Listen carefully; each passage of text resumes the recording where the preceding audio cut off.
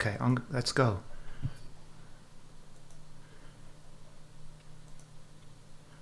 So we are live with my main man, Semiogogue. How are you doing, Semiogogue? I am well, sir. Glad to be with you, Cassius. I think you have some great content. I think you do yeoman work in terms of translating content and material that otherwise So we people in the English speaking world would not have access to. So I really find your channel indispensable. I recommend that everyone go check it out and consider subscribing because they're going to find translations of all sorts of things having to do with, I guess, primarily European politics that you go to the trouble of translating from German, from Italian, from other languages, and otherwise they wouldn't have access to it. And I'm very happy to see that you're doing live streams and interviews now. I realize this is the first one out of the gate, but I hope there will be many more. Yeah, hopefully. I just do I don't have to turn on the live chat, do I? That goes on automatically, I hope. Yes, it should. If someone is watching, can you just post a comment just so that I know that the live chat is working? I'd Yes, and appreciate. please do let us know if the audio and everything looks as it should for you, or it sounds as it should, and if the picture and the rest is good. Yeah, I mean this is the first live stream that I've done, so there may be teething problems. So if anything goes wrong, just let me know in the comment section. If the sound is bad or it's too loud or one of us is louder than the other one or the video is there's some problem, just let me know. Oh, here we go. Crago of the Mountains. Hi, hello Cassius. Hi Crago. Thanks for commenting. Right, so we know that the comment is working. Yeah, great. That's fantastic. So let's start. Thanks guys. Thanks Sabrina. Okay, so I think we should talk about the coronavirus, but not spend the whole. I think we should do maybe an hour. Is that okay for you? Yeah, certainly. I'm sure Uh, at this point everyone is pretty much up to their, back teeth with coronavirus talk. So let's just go through the basics of that, and then maybe we can move on to more to other stuff. So I suppose the first thing we need to talk about is the suppression and mitigation. So if people aren't familiar with what those terms mean, there are basically two approaches to the virus. We can adopt a suppression approach, which means trying to stop it, actually trying to lock everybody down until the virus goes away or until we have a vaccine. Now, the second policy, mitigation, is more or less accepting that most, if not all, of the population are going to get it at some stage, and policy should be introduced to flatten the curve, which is something that we hear a lot. So it's the idea is that instead of everyone getting it all at once and really overwhelming the health service, the idea is to try and do it to get like a steady flow going into the hospitals so that the hospitals can manage it. So how do you feel about that? I mean, do you think I know like a lot of people have been criticizing the approach of the UK government. A lot of people think that suppression is a viable option. I must admit I'm not convinced that it is, unless another black swan comes along and we get a solution. But I think mitigation is the only thing that's going to work, and I think everyone's going to adopt that sooner or later. How do you feel about that? I tend to think, as many other people have observed, that we're not quite there, but we're very close to knowing almost nothing about how widely this is spread. The figures that we have are essentially just they're vague indicators. As people have observed, we don't really have a denominator over which to place our numerators. And given that we're dealing with things, for example, like the likelihood that the information that's coming out of China is unreliable for any number of reasons we don't have to get into, um, in combination with what I mentioned about how we have, for example, death figures, but we don't Okay, have a so denominator to okay, move so them over. okay, so let me just stop you there. So, well, according to China, the number of new cases is very very low. So you're skeptical about that, maybe? Yes, you could say that. They have noted that according to their official story, there are problems with people who are now returning to China and reintroducing it. Um, but yes, they have said for the past few days that there are very, very few new cases. Well, Again, yeah, I tend to be highly skeptical. their rate of daily increase is 0.04%, so it's very low. It's like about 30 or 40 people a day, so it really is very low. Their mortality rate is much higher than in Korea as well. Their mortality rate is about 4%, whereas in Korea it's 1%. So that would suggest that maybe their figures are a bit off.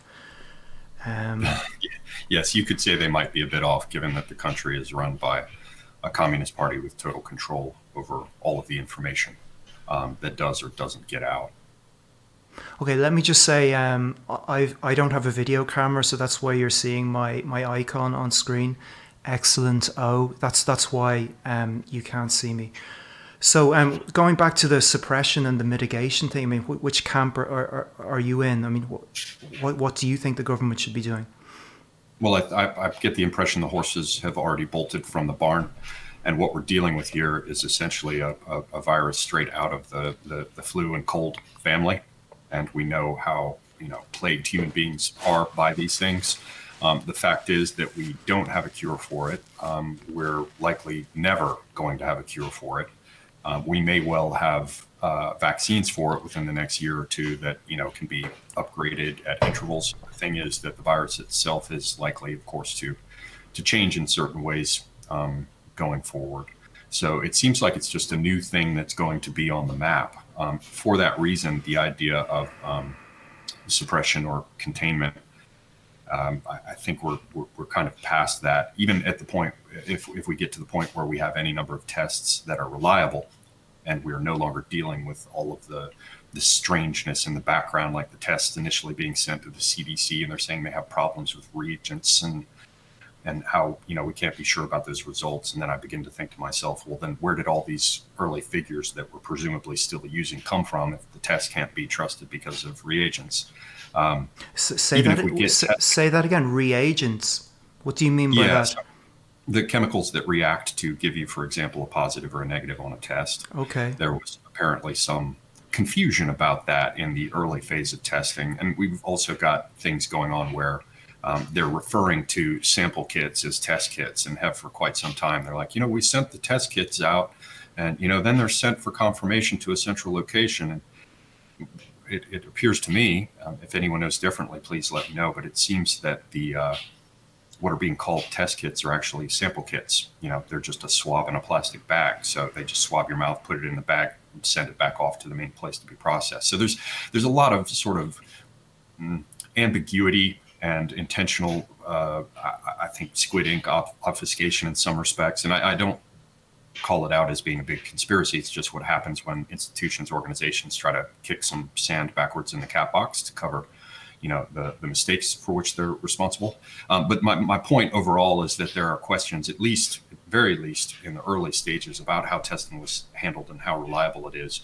So as I started to say, even if we get large, all kinds of testing out there, like there was an announcement by Boris today. He said that it's likely to run for at least 12 weeks, and that they're really focusing on testing now. I tend to think there's no way that you're going to be able to test the entire population at that scale. So enormous gaps in our knowledge about its transmission and the rest are going to be something we have to deal with. So all that as a very long-winded way of saying that the idea of containment or suppression, I'm not really sold on. Yeah. There seem to be all sorts of options with therapeutics, and that I tend to be quite skeptical about as well. Just last night on some of the major news programs here in the U.S. with Tucker Carlson and Laura Ingraham, who are both Fox hosts, they were yeah. I'm a big fan of Tucker Carlson. Yeah, we used to get Fox News on Sky.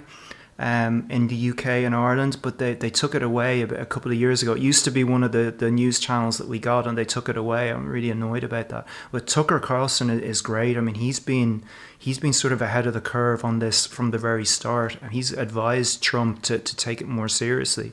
You watched his show last night? Is that right? Yes, and on his show and on Laura Ingram's show, particularly on Ingram's, they were doing what I call advertisements, product placement in a news show, where Ingram is talking about how there's something chlorodyne some viral therapeutic that is produced by Sanofi. And she cited a study, of course, by a French person, since Sanofi is a French multinational pharma company. Oh yeah, I heard about that. Yeah, yeah, yeah, yeah, There's just, yeah. I've worked with some pharma companies, and while I don't want them to go away, I'm perfectly happy to have the innovations and breakthroughs they come up with. And in a lot of respects, I don't even mind how expensive it is. The bottom line is that they're commercial entities, which means they're going to be pushing very hard to find whatever statistical indicators they can that it, whatever they have on offer will help to some extent, and then they're going to try to sell the hell out of it. So I think we're going to see a big focus on therapeutics. And it looks like a lot of the things that they're trying to sell, they've talked about how HIV treatments might have some application. They've also talked about how Ebola treatments. So it looks to me like what's happening is they have a whole lot of things stockpiled. And if you can't sell them what they need, then at least try to sell them what you have. So when you say therapeutics, do you mean things that will just alleviate the symptoms of the virus rather than cure it? Is that what you mean? Yes, and for example, increase the rapidity of recovery and the rest. That's a big area they're focusing on because the vaccine's going to be quite some time. Obviously, we're not going to get a cure. If we'd been able to get a cure, then long, long ago we would have had cures for the flu and the cold, and obviously we don't. So, if we're going to see a focus on testing, and I think we're going to see a focus on therapeutics. Testing is going to be a major focus, certainly in the United States, because that is being used as the hammer to beat Trump in the face with, suggesting that if we just had more testing, then this wouldn't have happened. And I tend to think, given the nature of this virus, that it can be, what is the word? I'm suffering a senior moment. It can be spread through, it can go airborne, at least with coughs and sneeze for a time. Yeah. And that's when you're looking at real issues. I tend to agree with what I think is your position, that it's just going to make its way around the world and most everybody's going to get it. I think we're also going to find out that the figures for hospitalization, illness, and all the rest, once we get a proper denominator at the bottom of our little fraction, we're going to find out that the rates are much lower than we think they are in terms of, serious complications and death. Yeah, I think it's going to be about 1%. I think that the consensus is that South Korea's numbers are the most reliable because they've tested the most people. But I think one thing that is going to, I'm usually not one for conspiracy theories, but I think something which is really going to be an issue now is when the governments are making announcements that they're going to be really concerned not to create panic. So I think, often I think conspiracy theories are a bit over the top, and I think people are too quick to dismiss the government guidelines and everything. But I think we're entering into a period now where really we have to consider what the government is telling us and what they're not telling us. And I think most governments have accepted that mitigation is the way to go. I think most governments have accepted that you're talking 60, 80, maybe more percent of the population are going to get this. Maybe around 1% of the population are going to die. But very few people are saying this openly. But I think behind closed doors, I think all the national governments have accepted this. I mean, we're talking tens of thousands of people dying in Ireland, maybe a million people in America. I think they're not, maybe more than that. There are 3 million people in America. I think they know this, and they're just, you have to read between the lines. Very few. I think that it's only the UK government which has really been relatively open about this. I think another interesting thing is the masks. I mean, none of the governments are telling us to wear masks. I mean, why is that? Is that because there are no masks to be bought and there's no point in making the people panic or so on? But it seems extraordinary that everyone in Korea and China is wearing masks and we're not being told to wear masks. So I think that's another example. Like, why aren't the governments telling us?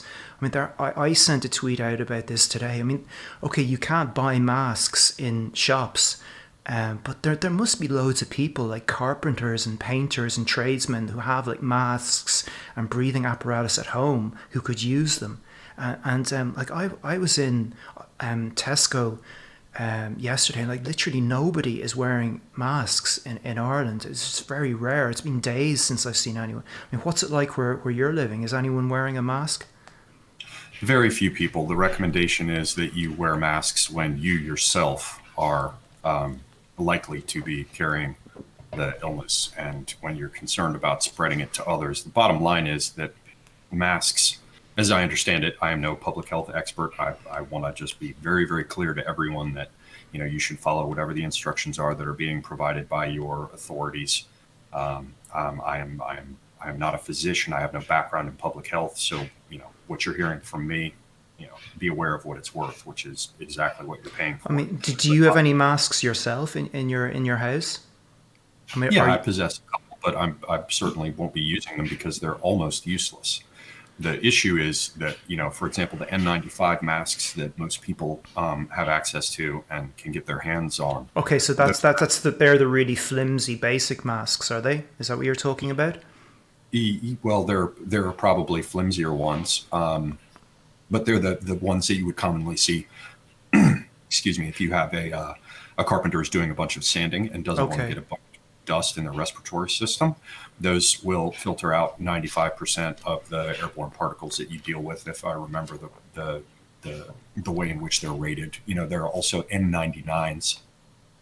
But are you saying that you don't think it's worth the trouble of wearing them? No, because the virus can also go in through your eyes.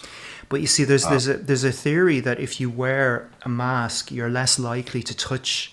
Like, how do you get infected? It's you get it on your hands and then it goes into your mouth, or you breathe it in, or I think your eyes is another. It's another vector. It's another entry point. So the mask, if you're wearing the mask, it may be protecting you breathing in airborne droplets. It's also protecting you. It's preventing you from touching your mouth and your eyes and your nose. So I think there's a lot to be said for it. I mean, why are all the Koreans wearing them? The Chinese, because they've habituated themselves to doing so, and as a population, they've long had it hammered into them, particularly the Japanese and the South Koreans. Yeah, but okay, sure, yeah, but then look at the rates in South Korea. It's like the last few days, 1.8%. It's gone up 1.1%, 1%. I mean, is this not a country we should be looking at and trying to copy what they're doing? I mean, they're all wearing masks and they have a low rate of infection. I mean, is that a coincidence?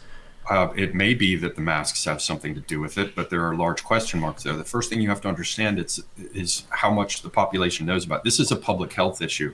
So obviously, I don't mean to sound patronizing, but you have to understand that on the one hand, there is the issue of looking at a mask, what it blocks out, what it doesn't, how effectively it works, right? And that's kind of like the best of all possible worlds scenario, right? Then you have to look at the public health issue, which is availability, fitting, how they're used, whether people understand how they're used, whether or not they're actually fitting snugly around the mouth, the circumstances in which they're used, cases where someone pulls it off for 1 second and makes the entire exercise useless, right? So it's not just a simple matter of how effective can a mask be.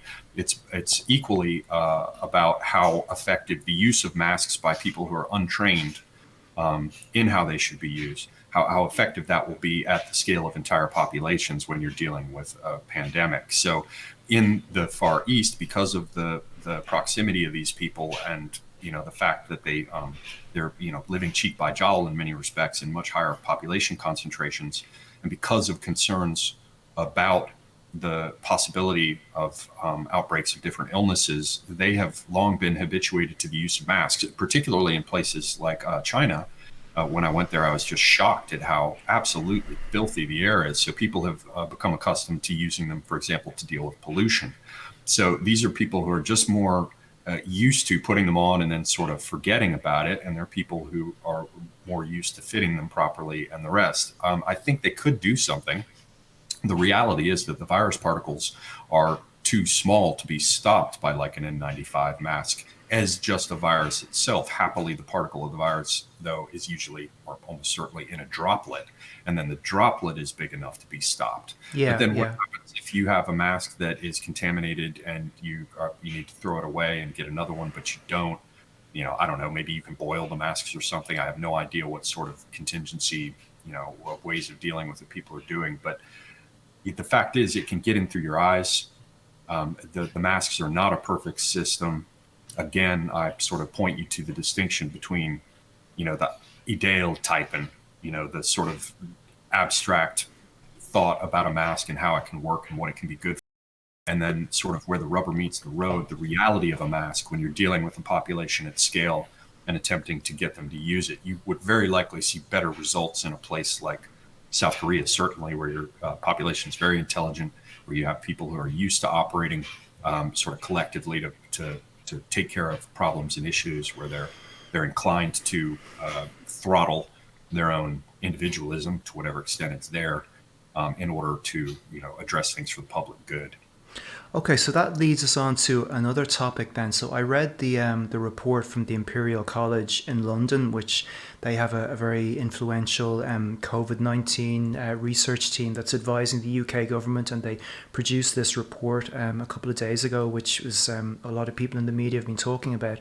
And so they're advocating a mitigation policy, whereas basically we're going to go on lockdown for a few months, and then we're going to let everyone out again for a while. And then we're going to go on lockdown again. I'm talking about the UK here, but I imagine that other countries will follow this. So we're talking about over a 2-year period, like lockdown on and off, and it's going to be determined by the numbers going into the hospitals. When the numbers going into the hospitals get too high, we go on lockdown. And then when the numbers start to go down again and get to a more manageable level, then they let the people out again. So the economy is they're going to be turning on and off the economy. But I think a big issue here is like what you suggested with the South Koreans, the extent to which the population are going to go along with this. I mean, you're talking 2 years here. I mean, are people going to listen to the government? Are they going to just stay in their houses? If the family member is infected, they're supposed to stay inside their house for 2 weeks. I mean, to what extent do you think people are going to listen to the government? This was one of the arguments against going for a hard suppression policy early on, because you can't do this indefinitely. Like, people just won't listen to it. I mean, after a week or 2 weeks, I mean, are people going to keep listening to the government? I mean, what do you think? I mean, a year. Go on. No, like a year from now. I mean, I think people are just going to get really tired of this at some point, and they're just going to say, you know what, it's going to sound really cold, but like, people are going to say, look, the only people who are going to die here are a few old people with underlying illnesses who are going to die anyway. Like, I'm not living like this for 2 years. I think we're going to hear more and more people say that, especially young people. I think that's likely. I think that's much of what's going on now, in terms of them not taking, things as seriously as perhaps they should. But by the same token, I understand the approach being recommended. I mean, as a layman without any kind of specialized background in this, I can say I understand, I think, the approach that's being recommended, which is the Imperial College, or whatever it is. The Imperial College in London, yeah. It's one of the UK's top universities. I think I understand where they're coming from. It sounds to me it's essentially like a tourniquet, right? You don't want to lose the limb, but if there's bleeding going on, you tie it off with the tourniquet, then you wait a bit and loosen it so that you don't get issues with the tissue dying, and then you lock it down again. Yeah, but in this case, yeah.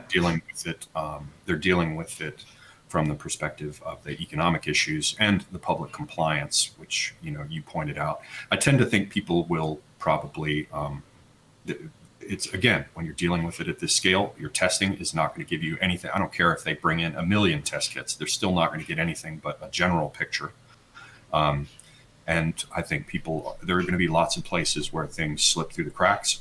But by the same token, I do not think that we're going to be dealing with this as a major pandemic over a period of years. I mean, I think it's still going to be around. It's still going to be a major pandemic. I should qualify this. But I think the one thing that people are not taking into account is how quickly human immune systems will adapt and begin to do things to mitigate how this all goes without, for example, factoring in things like the introduction of vaccines or more successful therapeutics. And the bottom line is we're now looking at a total worldwide population of 7.8 billion people, if I'm not mistaken, somewhere in there. Correct me in the chat, anyone, if I'm wrong. According to the Johns Hopkins site, which is, of course, designed to make everything look as horrible as possible. It's got a nice black background and big red blobs that look like a crime scene that Jack the Ripper was at. We've got 240,000 total confirmed cases out of a world population of 7.8 billion. We've got total deaths now worldwide of under 10,000. Of course, it's going to go over that and quickly, but we're looking at 500. 9,000. It's 500 a day in Italy at the moment. Right. And Italy is doubtless right now peaking, right? 2 weeks after they Oh, started I, lock it down. I don't think they are peaking. I think it's going to get worse and worse and worse. The numbers of people who infected in Italy is still, their last few days have been it was 15% up today, 13, 13, 13, 17. Like they're nowhere near peaking. I think it's going to get worse and worse and worse in Italy. Well, remember, if you are looking at uh, actual implementation of these like social distancing and lockdown practices, which have been in place, you're not likely to see changes until that window begins to appear with the. It's much like turning the faucet. When you're in the shower and you want to Yeah, make it hotter or colder, yeah. you have to turn the knob and then wait a second. They've turned the knob. They're going to have to wait a second to see how the temperature changes. Certainly, it will get worse before it gets better, but it can very quickly taper off if these practices have been properly implemented. And the other thing that people have to bear in mind, I think, I tend to be more, bullish or optimistic about how I think this is going to go. You have to remember that just recently we had an H1N1 avian influenza outbreak in the United States under the Obama administration, and this went global, and it appears that it started in the United States, and in the U.S. itself. And now it didn't have the same kind of rates that we're guessing this COVID-19 stuff has in terms of its the deaths it causes and the rest. But under Obama, H1N1 influenza outbreak in the U.S., it goes global. And in the U.S. alone, there were more than 6 million people infected, more than 200,000 hospitalizations, and more than 12,000 deaths. And that's just in the U.S. And we didn't see the same kind of freak out. In the background, I think you heard about, big pharmaceutical companies trying to sell Tamiflu or whatever it was at the time. There's a big opportunity to sell shovels to people going to prospect for gold, that kind of thing. Big economic I think opportunity. But we've had, just to finish the thought, we've had big issues in the past, and we had nothing like this kind of concerned response. I get where you're coming from if all the figures can be trusted. come on, man. 500 people a day in Italy weren't dying from H1N1. That's the difference. It's so deadly and it's so contagious. That's why it's not Well, like those other things. I've heard figures for the contagiousness as being like one person is likely to infect 3, whereas for seasonal flu, it's one person is likely to infect, for example, 1.4 or something. When you look at the infection rate for measles, I hear where you're coming from, but you have to remember that these figures that you're citing from Italy, again, I'll just play the devil's advocate. Obviously, follow all the instructions of your authorities. This is just an opinion, and my opinion is worth just what you're paying for it, which is nothing. But do consider that in Italy, it's all about how these old people are dying. They're very, very old, right? And they've got comorbidities, and the average age is very, very high. And a lot of these people are over 80. Those are people who are the most likely, just on a day-to-day basis, to drop dead anyway. So we're talking about a population, and I hope I don't sound too heartless, but there are major question marks. It's like, the people most at risk of dying are the people who are most at risk of dying if nothing changed and they were just sitting there in their chair. Yeah, I mean that's something I tried to say. That's something I tried to say earlier on. I think a lot of young people are going to say this as well. I'm not going to stay in my apartment for the next 2 years just to save some 80-year-old person who's going to be dead in a couple of years anyway. I think there's going to be a lot of resentment and anger about this.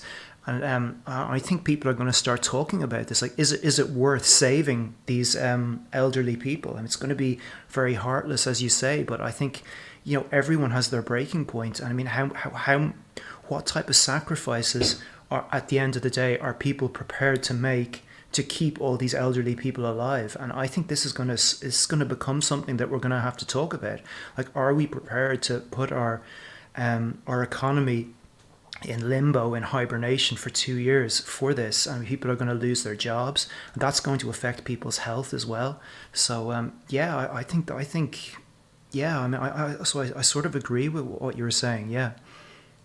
But bear in mind that, like, part of what I'm trying to get across is there's a bit that's fishy about this. Again, this is the sort of more conspiratorial view, So if you're not fond of wearing tinfoil hats, I don't suggest that anybody should accept my thinking about it. But there are there are staggering sums of money to be made, and we've heard these kind of remarks about, never let a good crisis go to waste. I mean, and there's also a staggering opportunity to centralize power. We just saw with the Greta Thunberg, and the rest of the Extinction Rebellion and all these sorts of things, that there's a push, and I'll leave it to other people to imagine where the impetus for all this is coming from. But there is a push to unite all under heaven and to establish centralized global forms of control. So the big argument for example, climate change is that, oh God, we're all going to die if we don't do something to have centralized control over these issues with the climate, because obviously it's a global problem, which means we've got to control it centrally on a global basis. Well, that's a lovely pretext for establishing a sort of global instruments of control. And there are certainly groups that are interested in doing precisely that. We've seen that there are issues with traction on that. We've only gotten, let's say roughly half the population, or fewer, who are really shot in the ass with the idea of global warming and the fact that we'll all be covered by seawater, and within the next 10 years. So that maybe didn't go as well as it could have for people who have a great deal to gain from establishing centralized global instruments of control. This, on the other hand, may just give everybody the impetus they need, because we've got to deal with it globally, because, having it broken up into these independent nations and all these considerations. When you think about these figures and how it's being presented, when you think about figures that are coming out of Imperial College, this is a public health institution and it's a university. So I realize that you're much more level-headed. Your content is remarkable for how objective most of it is. You don't go inserting crazy personal opinions as I do, and that's one of the reasons I like your content so much. So I understand that I'm coming from a very different direction, but I have perhaps enough experience now in my life of human beings to know that there are people who are champing at the bit to exploit and make the most of the opportunities inherent in this. So think about the kind of budgets that Imperial College gets based on what kind of report they turn over. Think about the fact that the people who work in public health, people who are in universities and academia in general, tend to be very, very left-wing. And public health, it's like the world's priesthood. They're professionals. They profess a thing. They wear white coats instead of white collars or wigs. They like to speak Latin. People go to them when they're fearful about their behavior, and they shrive them of their. There's a whole dimension that's almost religious about this this secular post-religious sets of structures about public health, and they're essentially a kind of modern priesthood in many respects. And so they have a great deal to gain from talking about how the sky is going to fall. And so that causes me to be somewhat hesitant to credit everything they say about how badly this will go in the future.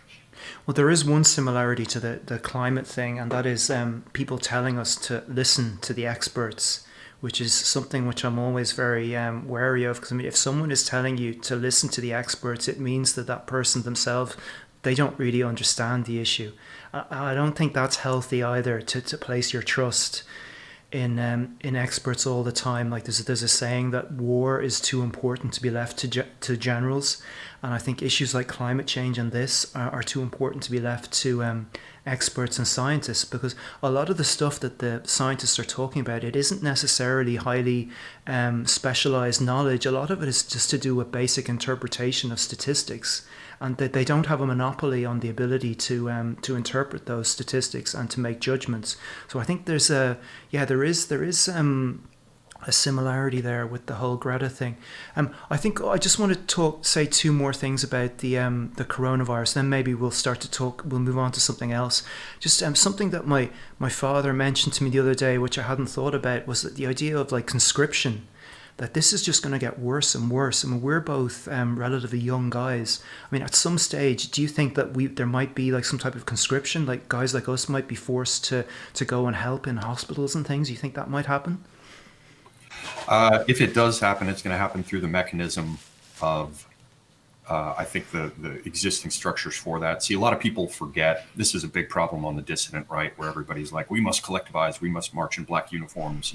We don't need this, atomization and all this egotism. This whole business of Western liberalism has put us in this position. And a lot of those people, and I have a considerable amount of sympathy with many of their concerns, I should say, but a lot of those people fail to understand that we have two parallel systems, certainly in the United States and to a considerable extent in Britain as well. And by that, I mean we have two parallel systems of government. And the first is civilian government. And that covers everything that we deal with when we're dealing with normal circumstances, civilian law, based properly on English common law, a focus on things like the rights of the individual and making sure that, in the United States, we have habeas corpus. You can't just throw them in the tower and, come and get them later. They have to, they have a reasonable expectation of speedy justice and these kinds of things. That's all the world of civilian law and civilian government. But we have a parallel system, and I think it's very important that everybody understand it. That parallel system is what goes under the rubric of martial law. And martial law is what comes into effect when we're in a crisis, at which point it's no longer about each atomized individual and their rights. It's more like the drill sergeant or the sergeant major, in the case of the UK, shouting to people saying, we have no special snowflakes.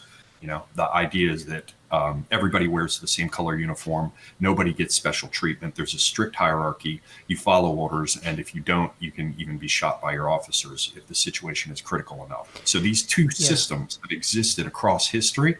And the reason that we can enjoy the advantages that we have of our more liberal system and English common law background is because the other one is sitting there idling in the background, ready to be activated at any time. And so when we talk about conscription, I think the first thing that would happen is that you would see more of the deployment of, for example, I guess you call it Home Guard. I don't know. We have the Army Reserve and other reserves. I think you'd first see that kind of thing in the U.S. That gets handled at a state level. So if it's in the state, say, of Virginia, the governor of Virginia will send out the National Guard. There are things that can be done federally, although there are issues in the U.S. with, the use of troops inside the borders. If it's not the National Guard, it has to be used in specific ways. I think we first see it with the military. Is that why they usually send in the National Guard when there's disturbances? It's because there's legal issues with sending in the regular army. Is that right? Yes, because we have things set up in our Constitution to avoid the use of the military as a police force on our own soil. Okay. But I guess my main point, just to bring it back around so I don't get too long-winded about it, is that we may see things like that, but I expect that the mechanism through which that kind of forced participation would articulate would be the existing institution of bringing the military online in times of crisis. And so the first sort of ranks of people that would be hit by that would be people who had already signed up, essentially signed their asses away. What we call a government issue here, becoming a GI, you're the property of the government. I think it's unlikely that you would see that happen at a large scale with the general population. And while I appreciate you saying I'm young, I'm in my late 40s now, so it's unlikely to hit someone like me. Okay, I mean, do you have any military experience yourself? I mean, do you think you would be someone that they would be looking at? Look at the length of this hair. This should tell you how interesting the military would be to me. I have a number of friends who are in the military. My father was in the military, my brother, Okay. the Army and infantry. But I have, they generally cut off, in the 30s, I believe, for draft and that kind of thing. Now, Yeah. I do expect in the United States, Britain is a different animal that I don't entirely understand. the people of the United Kingdom seem to just be much more constitutionally inclined towards forms of socialism. In the United States, that is spreading, but in the U.S., we're hearing a lot of words, particularly coming out of the mouths of Trump, about a public-private partnership. So I expect to see a private group, private sector being pushed to offer incentives to the population in the form of types of employment that, I expect to see the problem addressed if it gets to that kind of level you're talking about through mechanisms like public-private partnership more than draconian measures. I mean, look at what's happened with how Boris has handled this. Look at how this has happened with Trump. What they have done is, in Trump's case, he said that there's a national emergency, and so, we freed up ways that money can be that it can be moved around more easily because an emergency has been declared. Emergency's been declared at the state level, but Trump hasn't come in and slapped down curfews. What we have are recommendations. Not more than 100 people, not more than 10 people. These kinds of things. In the UK, from what I've seen, Boris is like closing schools. We may get to that, but at this point, it seems like they're trying very hard to sort of make it a fait accompli. It's not that you've been ordered by the government to shut down your restaurants. It's just that by raising public awareness of this and suggesting people take this action. Yeah, I understand what point you're making. Like the government doesn't want to do it. They prefer it to become a fait accompli, as you say, for it basically to happen by itself. There's a resistance to do it. That there's an expectation in America that this isn't really something that the government should be doing. Yeah, I understand the point that you're making, definitely. I think we should move on from the coronavirus now. 40 minutes we've been talking about it, so let's just talk about some other stuff. So if anyone wants to ask any questions in the comment section, just go ahead and put my name in it so that it's highlighted so that I don't miss it.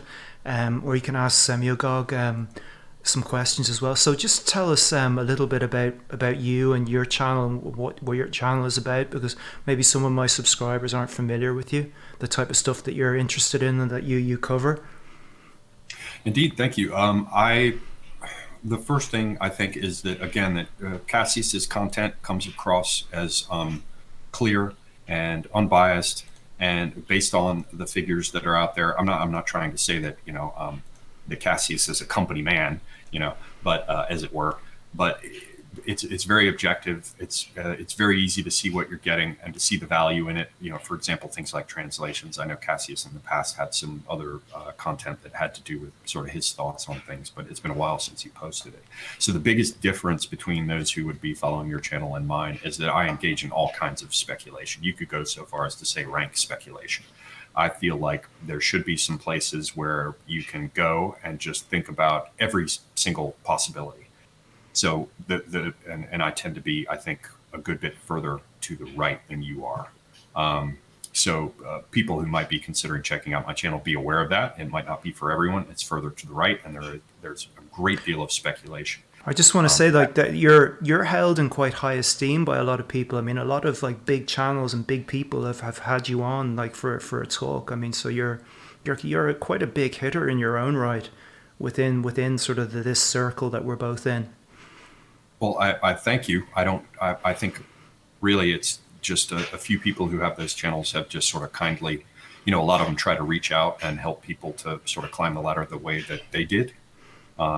So specifically like Millennial Woes, it's just very kind. And once a year, he does these things where he brings people in and sort of exposes newer channels that otherwise wouldn't get seen by a lot of people. I've done some stuff with JF Garepe, who has his channel is really sort of like a hidden gem in the sense that he gets on all kinds of great scientists and thinkers and authors and people who have published things. And, he's got folks on there that you otherwise maybe wouldn't have a chance to see. And so how do you feel about the whole Garepe, Nick Fuentes thing? Oh, that... you don't have to get into that if you don't want to.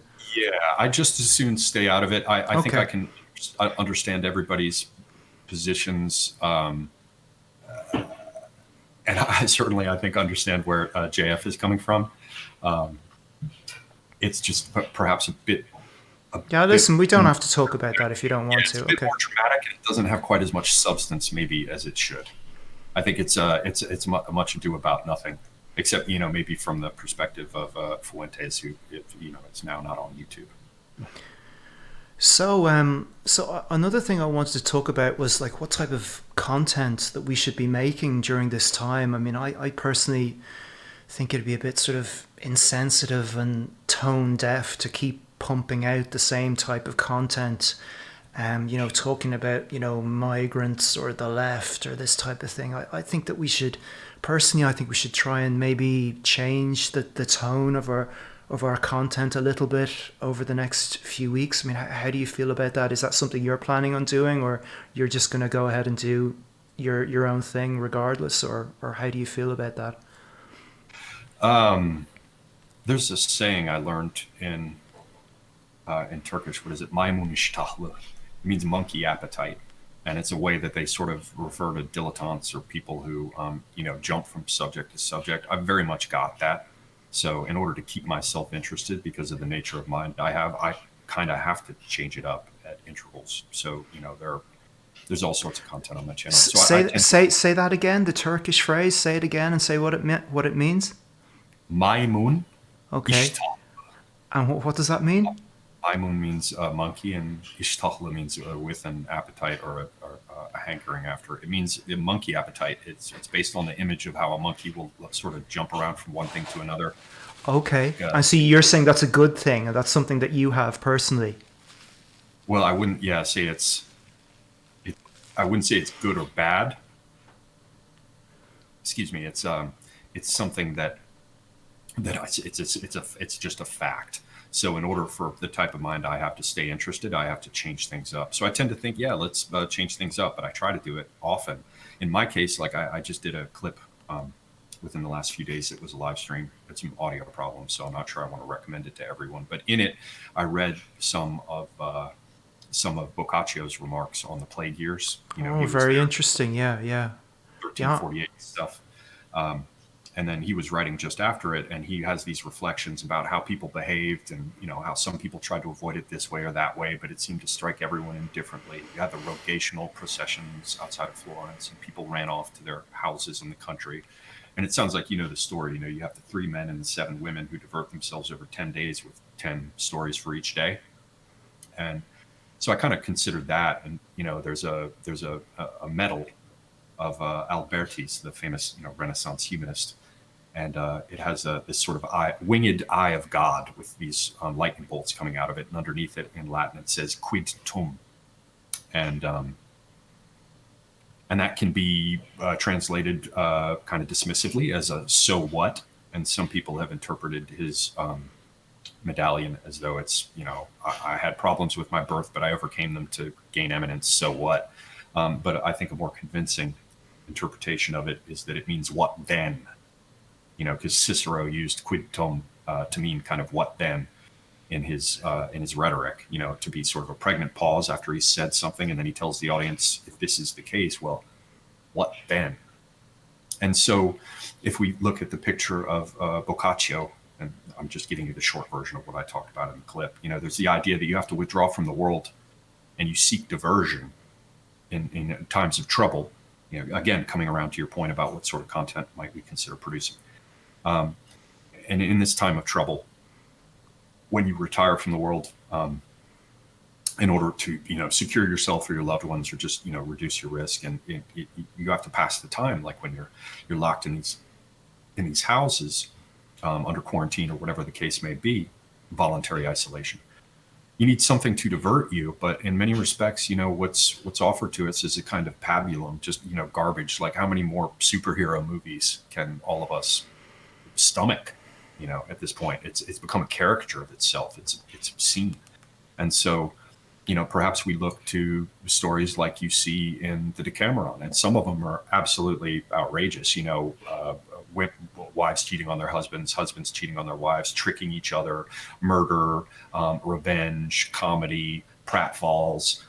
But at the same time, the way it's organized, But it's as just to though, point out, maybe some people who are listening don't know. So Boccaccio's Decameron was set during the 1300s, during the Black Death. So it's obviously got relevance for what's happening now. So that's why you're talking about it, in case anyone isn't familiar with the Decameron and Boccaccio and so on.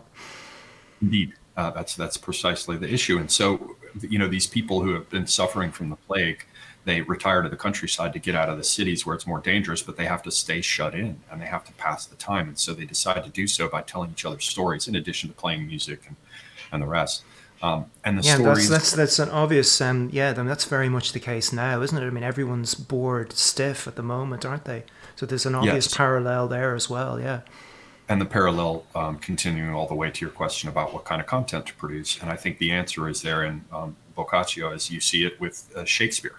With Shakespeare, who would these fardels bear to grunt and sweat under a weary life?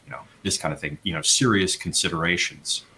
Enterprises of great pith and moment with disregard their currents turn awry and lose the name of action. Like there's meat there in the stories that are being told that people who want to think about, profound or difficult subjects would be interested in. But there's also comedy. There's material there for the groundlings, as you see with Boccaccio, where a wife's cheating on her husband, or a wife and a husband are in competition and angry at each other. So the first one pulls a trick that punishes the one, and then the husband pulls a trick to punish the wife. It's very much, sort of groundling fare.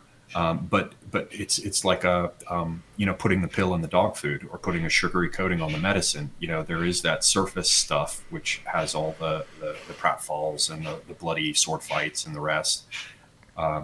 But there's something deeper. So that's a long way of saying I would look for types of content that are entertaining, but perhaps not as vapid and just devoid of any redeeming value as things like these damn superhero movies and the other nonsense. And because I tend to be a little more right wing, and I tend to look at our cultural inheritance as something that we should treasure, I look backwards for examples. And that's precisely how I arrived at the business with Boccaccio, because, there's a model there. What stories should we tell? Well, here are stories that we tell. And not only are they stories we tell and we have told for quite some time, they're ones to which people had recourse in plague years that perhaps have parallels with our own time.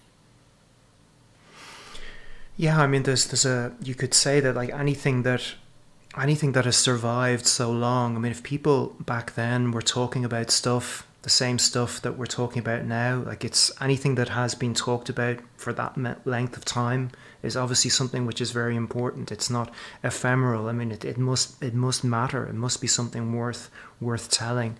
If we recognize stuff in Boccaccio's work which is still relevant to our lives today. Um, I And the per- stories go back much, much further into history. You have the Gesta Romanorum. I mean, these are stories. We think about stories. Well, there's some children's books that my dad had as a children's book, or, that kind of thing. We think in terms of a generation or two. These stories of the Gesta Romanorum or the Alexander romances and the rest, they make it all through the Middle Ages. They're around for centuries. Then many of them get picked up and reinterpreted by somebody like Boccaccio. Then, Chaucer comes in and uses the same model of a frame story. So to your point, yeah, these stories have been around for a long time. Yeah, they are not ephemeral in that respect, except that we've in large part forgotten them today. But they're fascinating and they're humorous, and you have to understand that in some of these cases, our people have been reading and enjoying these stories for 1,000 years. So perhaps they can provide a model for something that's not quite as bad as the latest superhero movie. I mean, something that I was thinking of doing was maybe doing some movie reviews, maybe some foreign language films that maybe I think that my subscribers would like, that maybe aren't very well known. I've got like a few ideas about a Dutch film and a Finnish film. I mean, do you think that's a good idea? I've seen that there's a whole category of people who love to sort of have the signs interpreted for them. One of the roles of the Chinese sage, and indeed with the augurs in Rome, or the different seers and the rest, is to interpret the signs for people. And there's a way in which the film critic and the interpreter of signs, like the Chinese sage or the the practitioner of the priestly mantic arts, they sort of crisscrossed. And I think there are a lot of people who enjoy when someone comes along and sort of takes apart the movie and reviews it and talks about its hidden themes. I don't know, if you're quite going there, like an example of someone who does this, and I don't always agree with his conclusions, but some of his stuff is great. He's a guy called Black Pilled Devin Stack. And what he does is he reviews the films, but he does a sort of exegesis of them, in terms of the symbolism and the themes and the way in which they're intended to be manipulative. Is he on YouTube? Yes. What's his name again? Black Pilled. Okay. His name is Devin Stack. I think he's still on YouTube. Perhaps he's been kicked off. Okay. I don't agree with all of his stuff, but he does quite well. And, sort of his general fare for his viewers is those reviews that involve the interpretation. So if, for example, you're just going to say, here's a plot summary with no spoilers, this is an interesting movie, you might like it, you might get somewhere with that, but I would expect that you would need to curate your content somewhat to correspond to your audience's interest. I don't know. I enjoy your content all the time, and I recommend it because I see it as indispensable with keeping up with what's going on in Europe. But I don't know enough about your following and what really is most interesting to them. So if were I you, I would attempt to form as clear a picture, look at your analytics and the rest, because you really want to provide people what they're looking for within the bounds of being genuine. So I would take a look at who follows you and take a look at why they seem to follow you. And then if you are going to do reviews and the rest, at least try to make selections of your content and make choices about how you're going to talk about it based on what it is they're already interested in. Yeah, I see what you mean. Yeah, rather than just doing a regular movie review saying, this happens and this is great and blah, blah, blah. Yeah, I understand the point that you're making. So what do you think is going to happen on YouTube over the next few months? I mean, in some ways, it could get like an awful lot more traffic than it usually gets. On the other hand, I mean, what's going to happen to advertisers? I mean, it's quite surreal turning on the TV and you're watching the news and it goes to an ad break and they're advertising as if everything's normal. I mean, of course, all these ads were booked and paid for weeks ago, but it's still quite surreal. Like I saw an ad for their Cirque du Soleil are coming to Dublin, I think in May or something. I mean, there's no way any of these things are actually going to go ahead. It's just really bizarre. Like the bank ads for trying people, giving out mortgages to people. It's quite. I mean, are there going to be any ads at all on the TV in a few weeks? Oh, I'm sure. I mean, well, I won't say I'm sure. Never and forever are neither for men. I don't, just to have my position clear, I think that there's quite a bit of the sky is falling that is being intentionally pushed. We see some businesses are going to do really well out of this, like Amazon or people who deliver. I mean, not everyone is going to be closed down. Like a lot of right. Toilet paper manufacturers are obviously quite.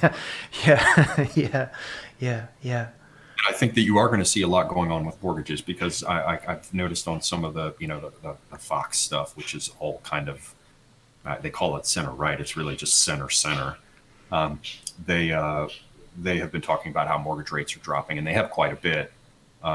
And so as this thing sort of bottoms out, I think you are going to see quite a few people, at least in places like the United States, refinancing their homes because they can buy the money cheaper. So yeah, there are going to be, I guess, coming back around to your original question. You think they're going to refinance their homes? I think a lot of people will. Yeah, because people who mortgage their home, 30 years at 4.5% or whatever, right now. Okay, I see what you mean. Yeah. Okay, yeah. You can go and refinance it for 3.5%. Yeah. But in terms of the ads and the rest, well, that's going to go on in the background. I mean, that just depends on how far off the beaten path you end up. Like to me now, all of it. I mean, I guess I'm just old enough and contrary enough, and having lived abroad for quite some time in other countries, it kind of. I mean, I speak one language and not besides English, and not particularly well. Well, it's Turkish, is it? Yeah, but you clearly have what, two, three other languages besides English Yeah, but that you speak. Turkish, that's not an easy language to learn. Actually, it's shockingly easy. If Oh, it's really? different, it's different, but Okay. it's easy because its rules are just consistent. The problem is it's agglutinative, so you form these long. You have a single word. Arkadaşlarımlaydım is one word, and it means I was with my friends, and it's established just based on a big series of suffixes. Anyway, my point was that living abroad, I tend to be kind of set off from other people, and I've sort of been outside myself, and I brought up language because that's very often the case. Until you learn another language, you don't really appreciate your own because you haven't had a you know it's like Archimedes, give me a place to stand and a lever long enough and I'll move the world. You need that other place to stand looking back at your own culture and language. And that kind of puts me apart, and it makes me look at everything all the time. Before there was this business of everyone freaking out about the virus, I watched the television advertisements and the rest, and I feel like I'm walking through an insane asylum. So it all seems surreal to me all the time. Really, now it doesn't seem all that much more surreal. Yes, we're going to see strangeness on the television. So, I mean, is Turkey and Turkish culture, is that something that you keep up with, that you follow? Is that something that you do like on a daily basis, or do you watch Turkish, I don't know, films or Turkish media? Is that something that you're interested in still? I catch up with it here and there. My Turkish is not that good, Okay. and it's now been I've been back now for 10 years from living there. So when you're not keeping your chops up with a language, it does get rusty. When I was there, I could speak conversationally with good comprehension and high speed. But as soon as it moved outside of like normal conversation, as soon as it got anywhere where you begin to deal with any kind of technical terms, whether that be, I could kind of keep up with philosophy and and religion a bit, but as soon as you move off into something where they're talking about parts for a car or electronics or or even beyond the basic set of kitchen utensils, you probably experienced it yourself. You begin to get kind of lost. So I'm not. I could follow Turkish films fairly well, but it wasn't comfortable enough that I just relaxed into it. So I'm not quite that good. I do keep up with things that are happening there insofar as I talk to my friends who are still there, and my language has not gone completely to seed because I am translating an Ottoman text written by a Circassian in the middle of the 1800s on clan signs and marks. So I've been, kind of chiseling away at that over the years. Hopefully, I'll be done soon. Okay, well, let's come back to that. But first of all, I mean, just from your experience in Turkey, how do you think this whole thing's going to play out in Turkey Don't know. I compared? haven't seen real figures. I've looked over at, But from a social point of view, like, do you think they'll deal with it the different, virus better? aspect. Yeah. Well, yeah, their medical setup is actually, people can get fairly good healthcare in Turkey, and pay very little for it, or at least that was the case when I was there as recently as 2010, 2011. Um, so there are decent hospitals, dental care, that kind of stuff, and people can. It's not like the U.S. where you go and you just get raped. Everything just costs a fortune multiplied by a fortune. I remember I went and saw somebody pretty quickly and walked out of there paying the equivalent of like $5 for the appointment, carrying the prescription off. They have a pharmacy system that's different than ours as well. You can just go to the pharmacy if you're sick and ask the pharmacist to give you a drug for it. You don't have to go to a physician. So they have a couple of layers of how things happen that might allow them to deal with this fairly effectively. But I only have really experience in the bigger cities like Istanbul and Ankara. I've spent most of my time in Istanbul, and I spent some time on the coast during the summers and these kinds of things. But I don't know what it's like, for example, in the southeast where you've got problems with Kurdish insurrections and dissatisfaction. the country is just overrun with opportunistic migrants. Everybody thinks that it's just so-called Syrian refugees. Obviously, it's not. It's Pakistanis. It's huge numbers of Afghans. It's Uyghur. It's I mean, there's even an article that I translated part of with a friend of mine when he was here visiting. Let's see if I can find it really quickly. Well, hell, I probably can't. So I'll just tell you what I remember of it. It's written just a few years back, probably 2017, and it was written by a leftist there in Turkey. I think is it 3.5 million Syrian refugees in Turkey? I think it's an incredible number. Quote unquote Syrian, and that was the point that I was trying to get across. I don't know where I have it on my desktop here, but basically they've got people who are from all over the world in Turkey, and people don't seem to understand it. They've got people from Vietnam. They've got people from Gabon, Sierra Leone. They're just Somalia. Are you talking about people in transit through Turkey, or people who see Turkey as the final destination? Yes. What, as the final destination? No, I meant that as a joke to both. Yeah, some are passing through, some can't get through now, so they're doing what they can. Some are staying there because it's better than where they were. So it's all those things. People have no idea how overwhelmed Turkey is with migrants at this point. And I've heard different explanations for it. People who are more in Erdogan's camp will tell you that it's because he has so much compassion. People who are not in Erdogan's camp will tell you that, he gets lots of people that he can use in certain ways to change voting results. But whatever it is, there's a whole bunch going on there that is about as crooked as a dog's hind leg. So in terms of how things will go in Turkey, I don't know. I have not talked to anyone there in the last few weeks. So since the whole thing spiked with Corona Chan, I just say something. I think your camera is paused now for quite a while. I don't know if there's anything you can do about that. I'll just turn it on and off, see if it helps. No, it's not. It's frozen.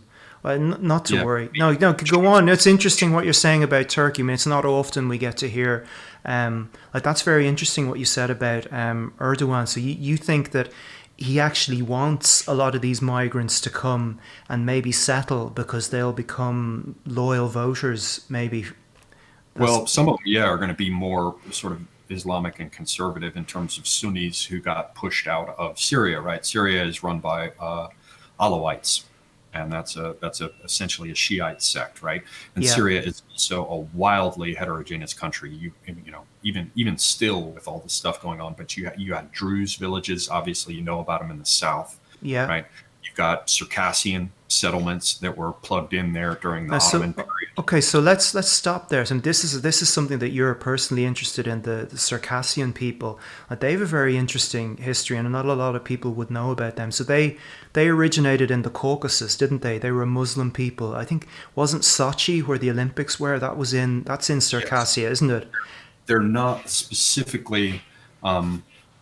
Basically, you've got the Caucasus there, right? I'm trying to give you the short version. And it runs from the northwest down to the southeast, right? It's the Fortress Mountains that protect southern Russia, right?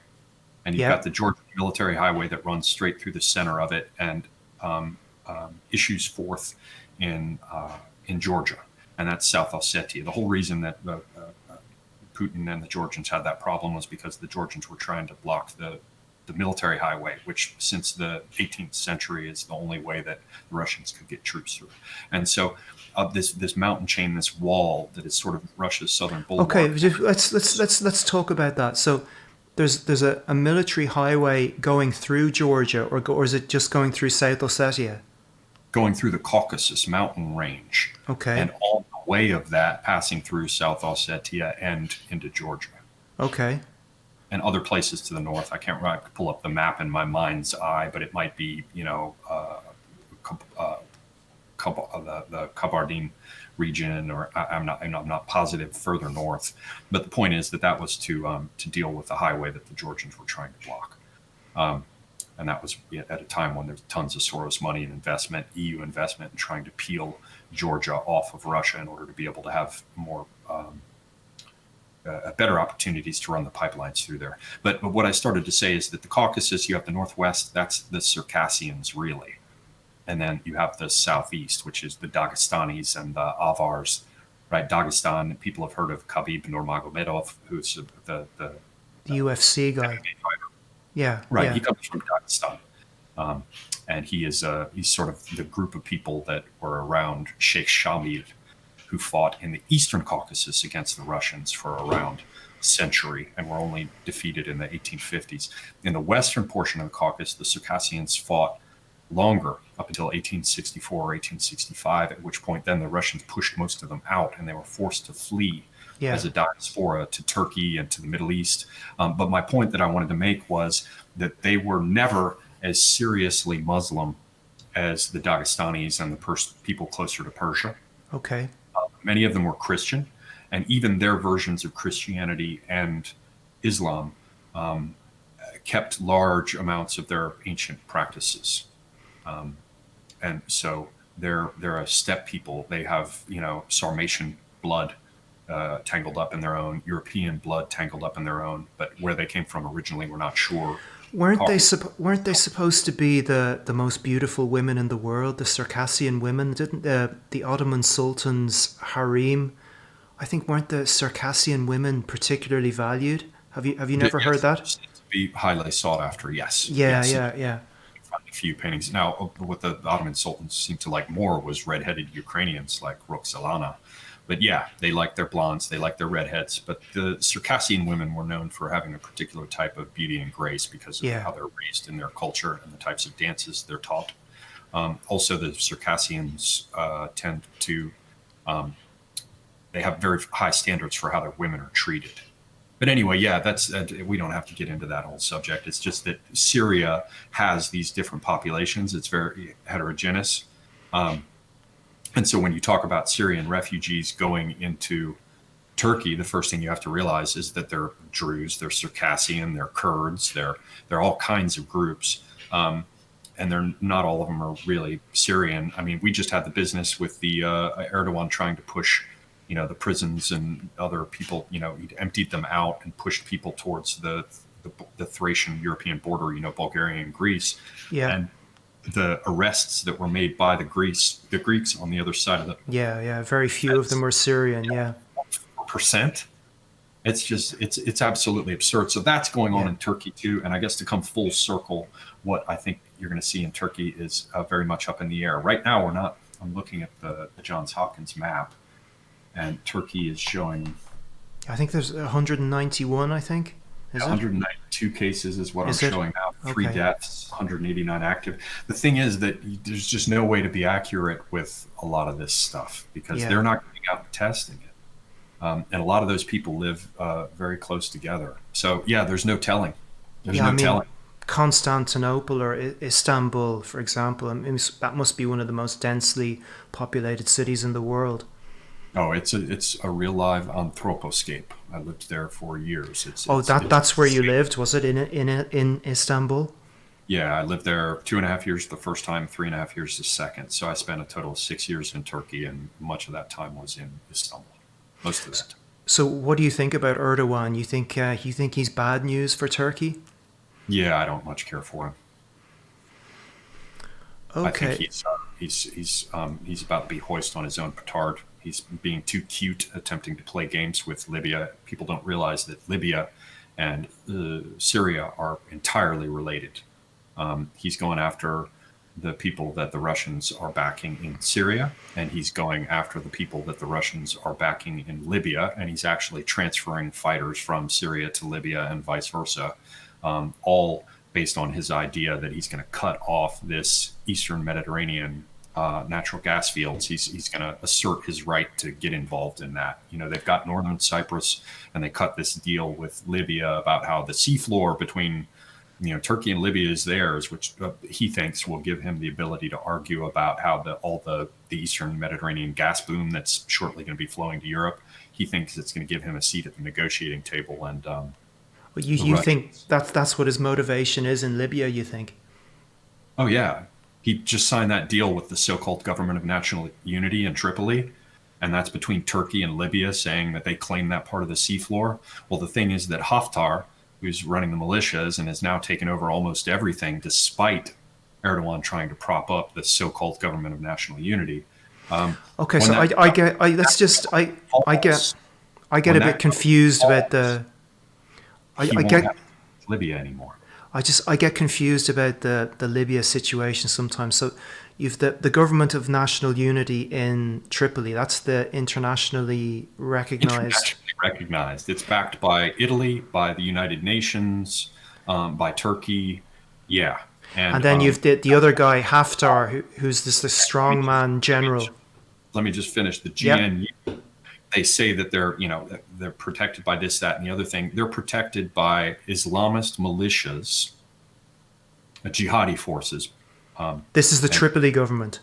yes, the one backed by the UN. Yeah. They're backed by Erdogan and a bunch of crazy, drive around in truck with 50 caliber type people that we've Yeah. come to expect from looking at Iraq and Syria and the rest. Haftar on the other side, Haftar has a long relationship with U.S. intelligence services. His family, He members lived of in America, didn't he?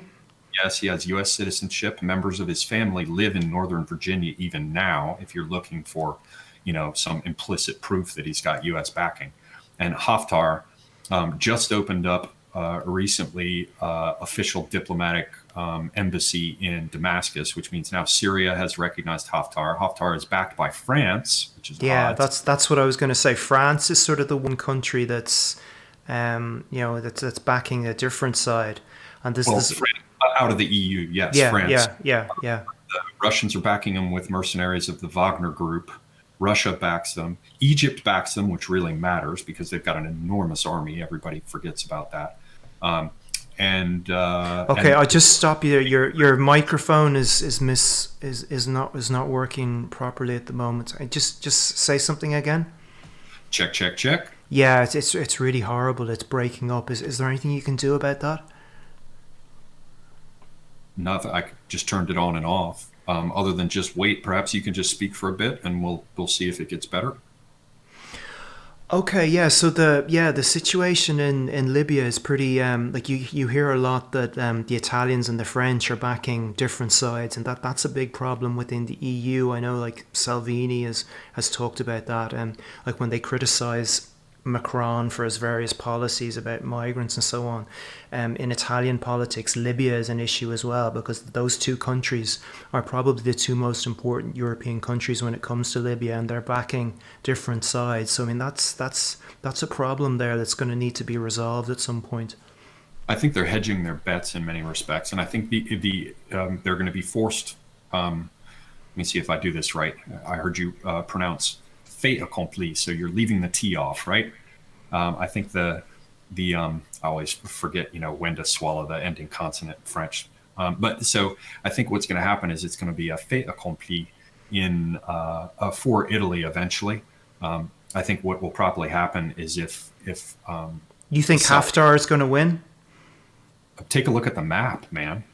Okay. It's insane. If you look at a map of how the territory has changed over the past few months, the Tripoli government has been absolutely smashed into a corner and cut down through the center to break them into two groups. And So they're screwed. so the other countries, and you've Egypt. I think they back Haftar. Is that right? Yes, and a number of the United, the sort of Gulf state. So the UAE, Qatar, Egypt, Russia, France. I mean, these are some pretty good allies to have. Implicitly the U.S.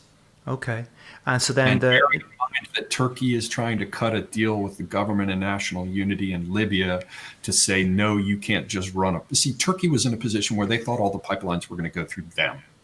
And now they pissed off a lot of people, and they're beginning to really piss off the Russians. And so things are being set up so that you can just go around Turkey. And that's the deal that was cut with the Cypriots, with the Aphrodite gas field, the Israelis with the Leviathan gas field, and the idea that they would run a pipeline underwater from Cyprus, I believe it is, and some of the offshore gas field off the Levantine coast. Lebanon is going to be brought into this, which is why Carlos Ghosn is waiting in the background there. And this pipeline is going to run underwater to Crete and then up to Greece. And then I think the deal that's been cut is that it will go as far as Italy. But And that will, I'm gonna say where is the pipeline starting? I think the big major section of it is European Cyprus, but there may be a spur, of it that runs down to the gas fields off the coast of Israel. You'd have to look Okay. online. Okay. And so that gets around Turkey, and and so Turkey doesn't want that. So they're like sending their ships out to prospect for natural gas, and they're claiming that part of the seafloor with Libya to be able to block it or get a seat at the table. And everybody's just kind of getting tired of Erdogan. And so I think what's eventually going to happen is Italy's going to be forced to realize that too. I think what's probably going to happen is that as long as is it Conte now who's in power in Italy? Well, yeah. Yeah. So Conte is he's like he's I suppose you could call him a technocrat. An independent who was brought EU in. flunky. He's an EU flunky.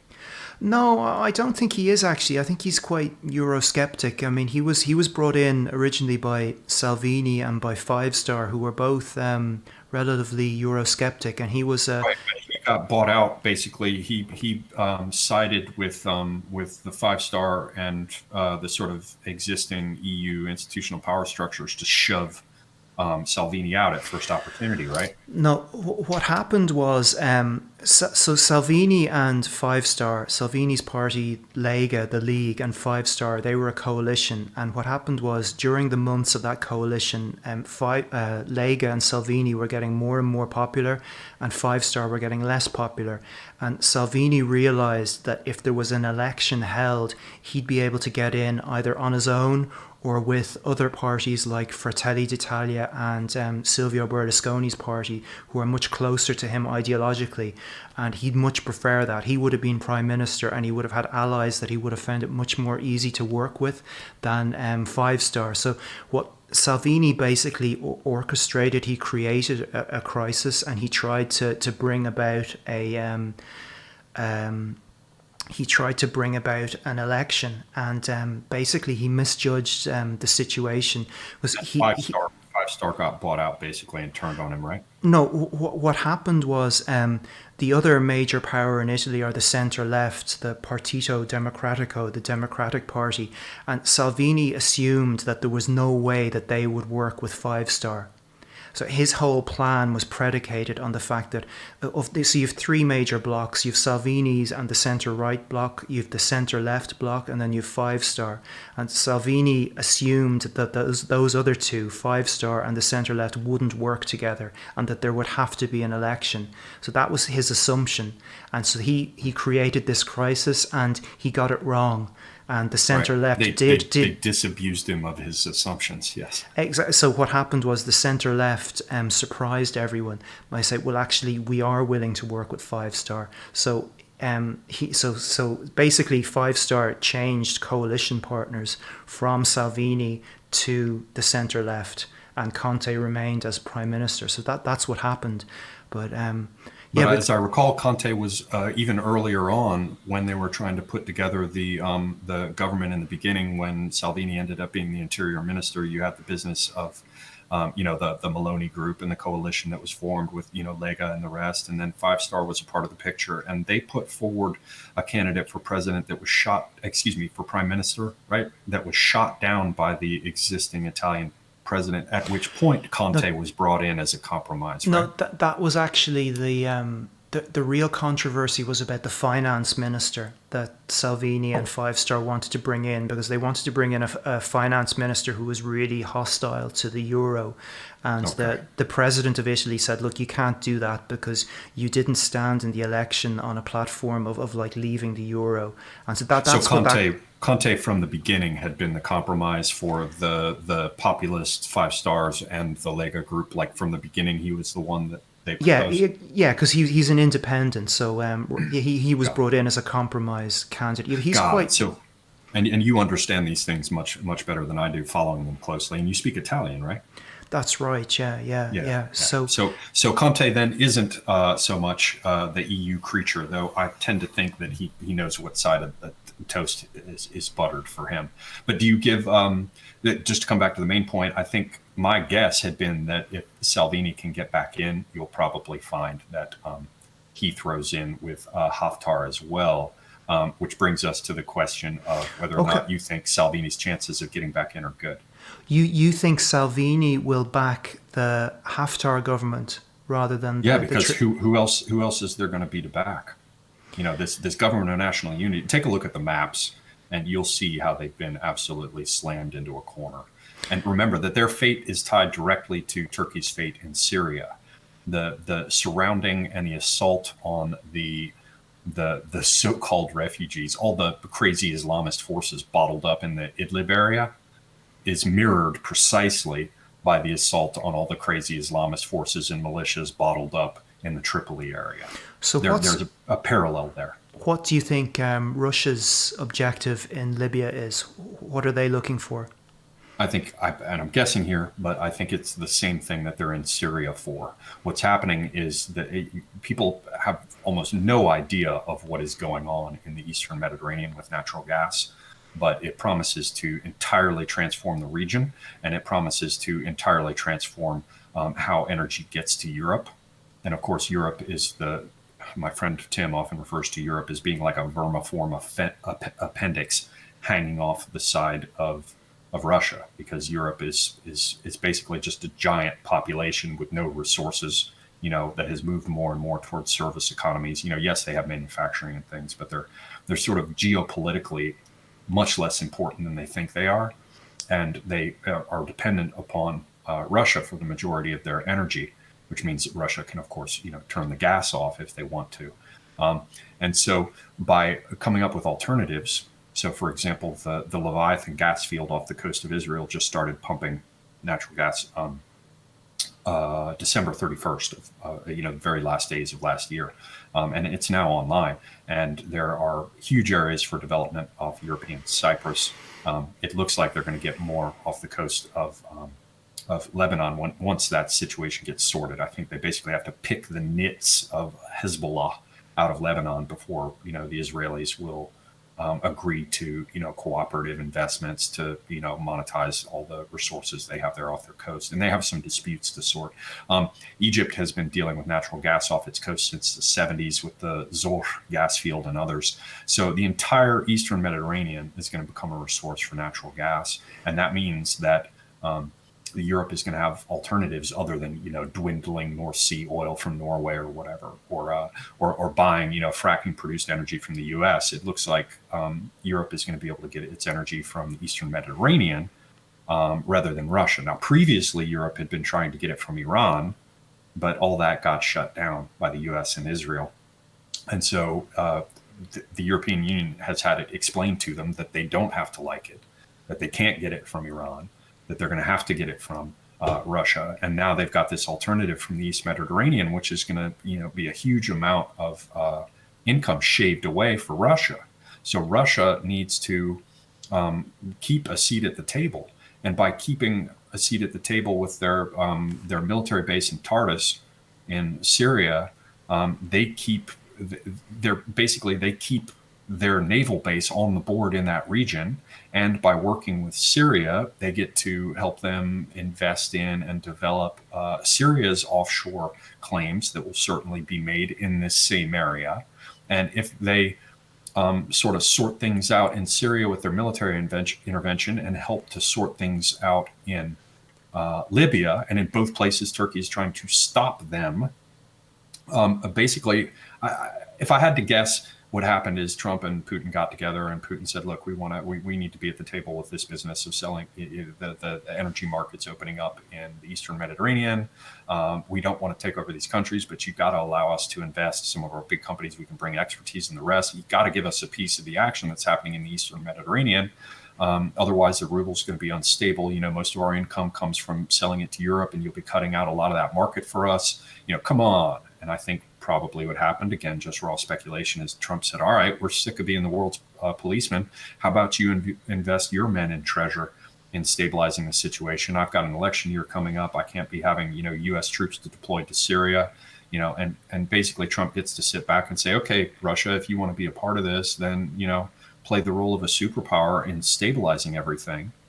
And I think that's what they're probably doing in the background. That's highly speculative, but the business of them wanting to continue to have a place with a naval base in the East Mediterranean, a warm water port there, continue to have the relationship with Syria, be able to force their way in to get a seat at the table with the Eastern Mediterranean gas reserves. And remember, they run all the way over to Okay, Libya. you're sorry, mate. You're really breaking up for me. I don't know whether it's just me or, but I could barely even understand you there. I don't know whether it's a problem on my end. Just continue now. Maybe stopping and starting again will help. Just continue what you were saying. Yeah, just basically No, you have it's to. it's really bad. Maybe I'll just talk for a little bit. So yeah, but the problem with that is that like Trump doesn't appear to be giving the Russians anything. I mean, I don't know if I buy that. I mean, like since Trump took over, I mean, all he's done is cause problems for the Russians. More and more sanctions. I mean, he's put pressure on European countries not to accept the was it the Nord Stream gas pipeline. I just don't see how he's anything other than a problem for Russia. How is Trump going to get Russia out of Syria? I don't think Trump really needs. Does he really need Russia out of Syria? I mean, does the US have important strategic? Okay, and in terms of Israel, like Israel doesn't like Assad because Assad supports Hezbollah and because he's close to Iran. But that's all Israel. I mean, what national interests does the US actually have in Syria? Not much. And it's mainly there to deal with the business of Israel. And another dimension of it, in my view, is the fact that, remember, China is building a Belt and Road. That Belt and Road extends through Xinjiang into Tibet, right? Into these Yeah. western parts of China, which basically all they have to do is cross Afghanistan, and then they're connected to Iran that they already work with closely. And then from Iran, continuing westward, all they have to do is cross what's being called Iraq and Syria, and they're out there in the Mediterranean. So it's very important as an energy thing going in both directions and as a trade corridor for China to be able to take that route. So one of the things that I think is happening, you see how the U.S. is surrounding Iran.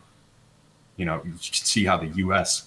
it just happens by chance to be in that one area that of Afghanistan that China has to cross if it wants to connect to Iran and then make its way to the Eastern Mediterranean. You can see how under Iranian pressure with Chinese support, Hezbollah was trying to move to the sea, essentially, right? Basically, China's trying to draw a line from the center of its dominions all the way out to the Eastern Mediterranean, and that's why they've cut these deals with ports, in Greece or Trieste. I think they just made a massive investment. So one of the reasons that the U.S. is there and in Iraq is that it helps them to surround Iran, and also they can cut off that corridor if they wish to, both in Afghanistan and in Iraq that China is trying to build. But my point is... Okay, go ahead. Finish your point, yeah. The point being that with Syria, no, the U.S. doesn't have a major investment there because they can block anything they need to block from Iraq and Kurdistan now as well. So they don't have to be in Syria. I think we both agree that they can't really get Russia out, which means Russia is going to be a naval power in that region no matter what, which means Trump as a businessman is like, okay, you're the guy who sort of captured this territory. Why do I need to bring military pressure to bear? We can always deal with things economically. Russia, why don't you just try and sort this out? Because it's Russian pressure and U.S. support for Haftar that's allowing them to sort of take things back over in Libya. But the one problem with your theory is, I mean, isn't Trump trying to get out of Afghanistan? Well, he's talking about bringing the majority of the troops back, and he's going to probably sell China some slightly used maps that have Cyrillic titles on them, and underneath those where they're scratched out have English titles. And now he's going to pass those same maps over so that China can come in and put Chinese labels on them, and it can be the graveyard of empires. I think it's a sucking morass that China is foolishly going to think it's going to get into, much like a lot of what it's doing in Africa. I think the strategy for Western powers is to allow the Chinese to go in and beat some of these populations into shape and do massive infrastructure investments, and then eventually get pushed back out again when they're no longer popular. But that's 10, 20 years down the road. I don't think we're leaving. Even the plans that are being talked about involve keeping bases there with somewhere under 10,000, something like 8,000, I think, intelligence professionals and rapid response groups. We're never ever leaving there because it's too important. Remember, we have a system now where you have three legs of the stool. It's no longer a bipolar world. It's not, Russia, communist powers versus the free forces of the West. It's Russia, US, China. Um, Well, the one difference with China is that they still haven't intervened militarily anywhere in a significant manner. It's extraordinary that we're watching what's going on in Syria, for example, and the Chinese are just not a factor at all. I mean, when there's well, yeah, they're just waiting in the background in order to make investments in the future once the situation gets stabilized. Yeah, that's Russian territory. But I would take issue. They've intervened militarily in Xinjiang, which was not their territory, and Tibet in the 50s, which was not their territory. So they basically doubled the land mass of their country by military conquest. Okay, but my point is like when we have these major international crises, like in I don't know Libya or Syria, like the like we talk about the United States becoming involved and carrying out airstrikes, or for example, and also when we talk about Iran, but like China's never a factor. We never talk about the Chinese becoming involved militarily in this. I mean, do you think that's something that's going to change? Yeah, they've got one aircraft carrier that they bought half finished and have finished up. They're working on a second one. They're desperately trying to put together a blue water navy. They've been stealing our tech and everybody else's as quickly as they can in order to try and make up the technology and development gap. Part of it is that they've only just recently begun to do this. They have a huge presence in South Africa. They have a military base in Djibouti, right there near ours. They've got hypersonic missiles and weapons. Their big issue is force projection with the Blue Water Navy, which is why they have the program of the Belt and Road on the one hand, and what they call like a string of pearls or whatever on the other hand, which is supposed to be their, island development and their maritime routes. And they do get involved in things. They have a philosophy of unrestricted warfare that will only make sense to you if you read the English translation entitled Unrestricted Warfare, which is selections of this military thinking that was put together in the 90s by some of their communist staff officers. You have to read that, and you have to read the Tao, because the idea is that the true general never gets up off his seat in order to give battle. He sits calmly and sees things far enough in advance that, you can shift the course of a mighty river merely by, flipping over a small pebble far enough upstream. They have a different approach that they take. So they engage in warfare, and I believe it's likely that this coronavirus business is an example of that, with malice aforethought and intentional, though I can't prove it. So there's that.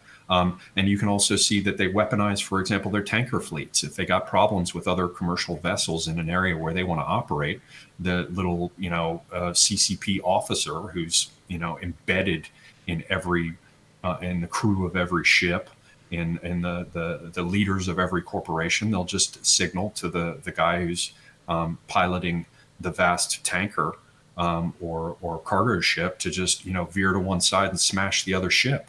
They'd get up to all kinds of nasty shit, but they play their games usually economically so that they can appear to have the unbesmirched countenance you refer to.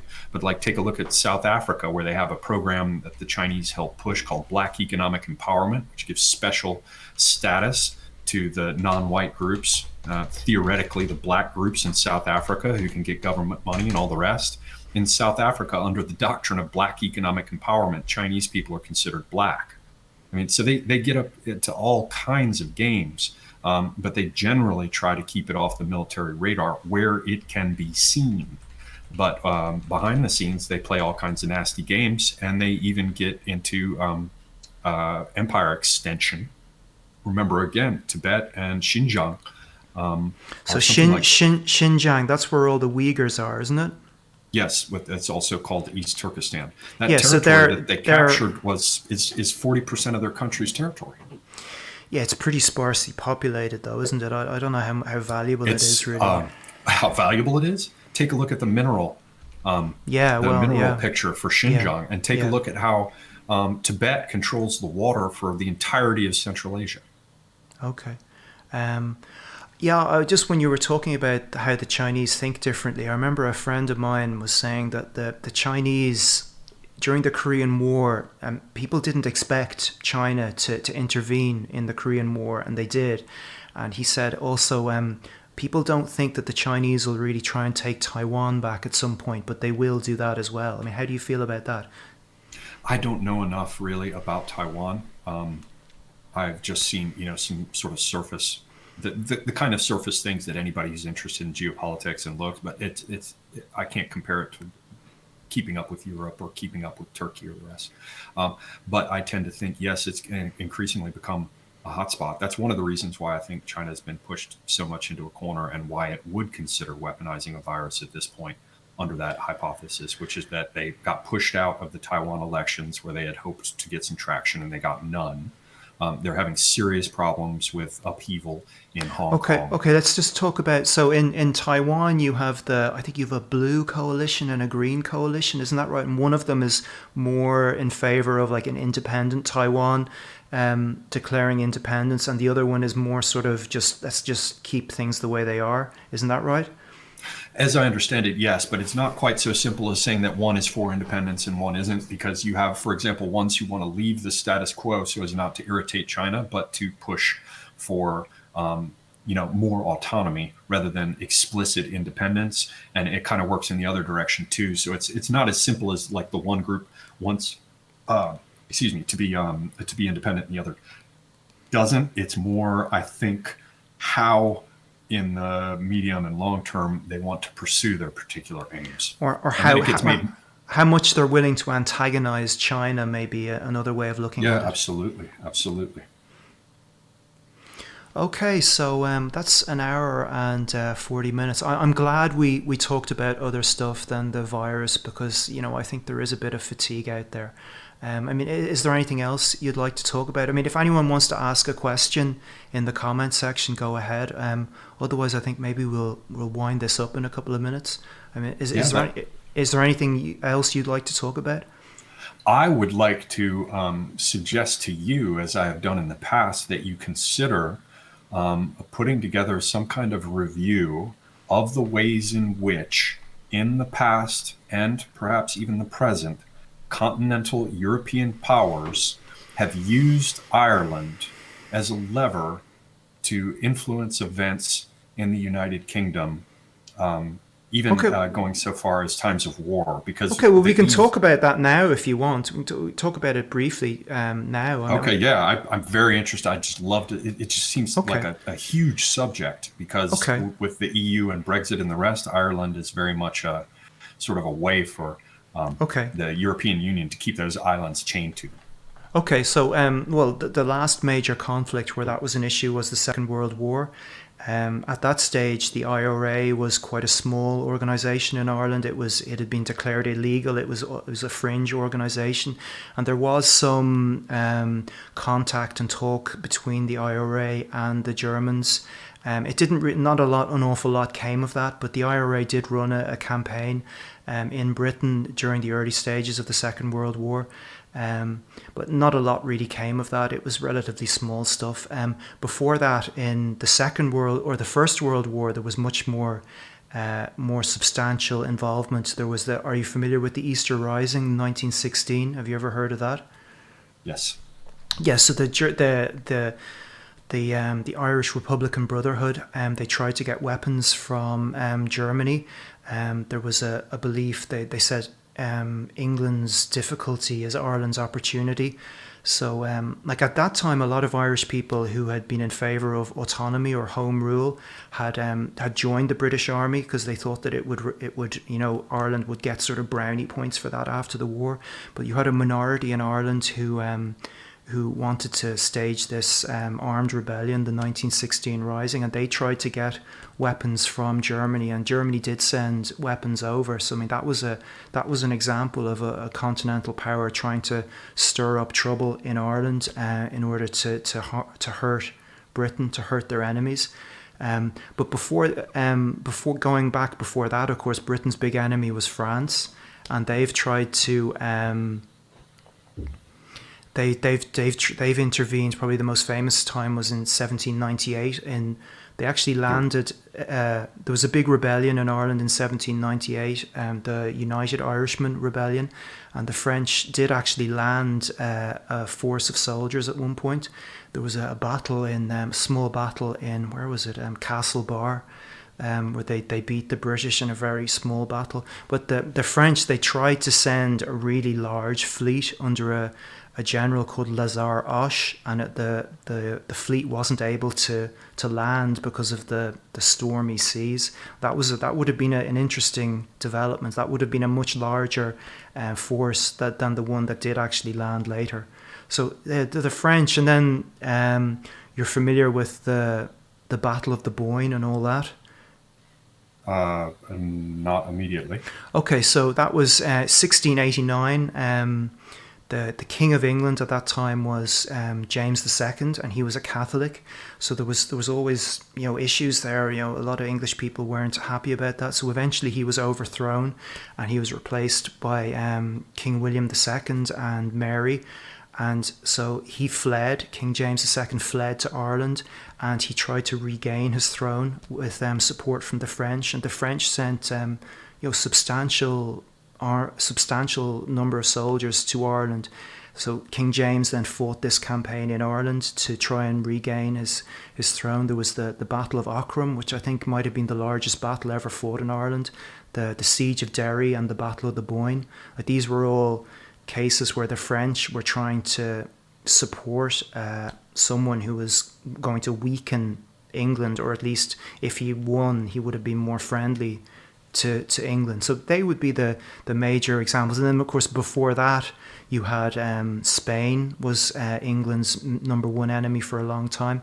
You had their major involvement was right at the start of the 1600s. There was a battle called the Battle of Kinsale. There was a rebellion in Ireland. I think it was called the 9 Years' War with Hugh O'Neill, and the Spanish. Yeah, they intervened in that as well. And we can see the same sort of thing going on with Scotland, for example, backing rebellions and pretenders and the rest. Pretenders, Stuart pretenders still living in France, as I recall, if I remember right. But we could see them coming after Ireland and coming European powers, seeking to use Scotland and Ireland as ways to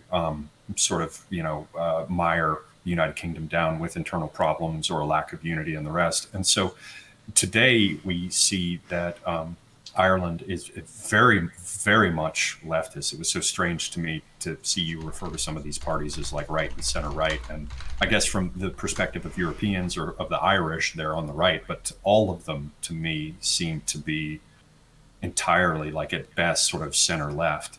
But anyway, that depends on your definition. But my point is that it seems like Ireland is very much under the influence, if not directly, of the European Union, of the vision that the European Union as a kind of blue commies have been trying to push for so long, the global cosmopolitan, world, the population replacement and all the rest. And we see it's very much the case in Scotland too. And so these, obviously, the Republic of Ireland has been peeled off.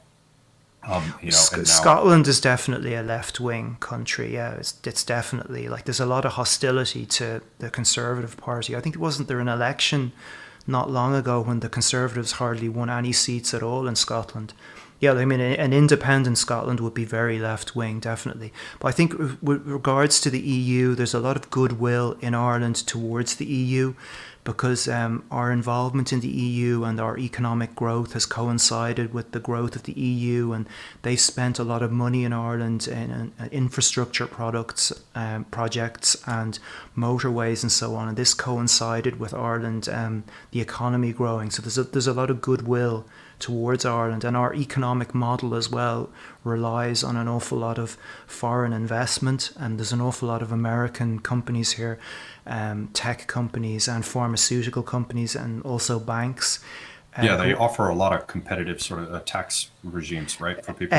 Exactly, yeah, and also the fact that we're in Europe, in the EU. It's like if you're a US bank, I mean, and you're going to be based somewhere in Europe, you're going to pick Ireland because of the tax, because of the English language, and because we're in the EU. So that's why I think opposition to the EU, you're never going to get something like you got with Brexit in the UK. So like I think pursuing an anti-EU policy, that's not going to go down well with voters here at all. I would expect it would be something much more like you would see with like a small country like Hungary, where despite the fact that Orban's in there and has very different ideas than most of the people in Brussels, he's very much a pragmatist in the sense of never arguing for the dissolution of the EU, but rather reforms of its structures. And I would guess that Ireland's in a similar situation. It's just like, where are we going to be if we're off on our own? Yeah. I think with the Eastern Europeans, I think there was a real, after the fall of communism, I think there was a real desire and a hunger among the people to get into the EU. It was seen sort of as the final step, so we've gotten rid of the communists and now we need to get into the EU. I think they see it, they saw it like as the final step in their journey. So I don't think there's much. There is in places like the Czech Republic is quite Eurosceptic. I think they're one of the few countries that isn't in the euro. But generally speaking, it's a strange situation in Hungary where you have someone who is so far to the right, like Orban, and yet he's not pushing to actually leave the EU. It is something strange because if you compare him to Salvini, for example, in Italy, he does talk quite openly about the idea of leaving the EU at some stage. Well, we'll just have to see what happens with it. I thank you for the little thumbnail sketch of the Irish history. I'd long been curious about it, and I've always thought of you as someone like perfect to review it, not only being in Ireland, but also apparently having a good bit of knowledge about history and tracking the current events. So that was helpful. I'll have to go back and rewatch it. Okay, so I'd start with the Battle of Kinsale at the early 1600s. That was around the time of the Spanish Armada, when Spain was England's big enemy. Then you had a long period of the French intervening. The first one would have been the Williamite War, which it's called, like King William and King James, the Battle of the Boyne. Then 1798 would be the other big French intervention. And then the two German interventions in the First World War, when they sent weapons to the Irish Republican Brotherhood.